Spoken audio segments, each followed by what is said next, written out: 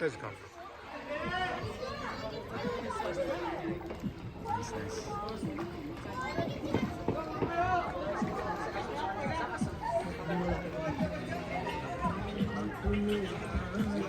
తీస్తున్నదా sound ఏంటి?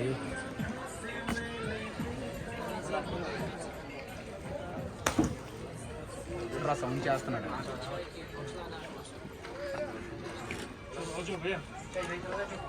మా ఊరి ఫోటో తీసుకుంటున్నా.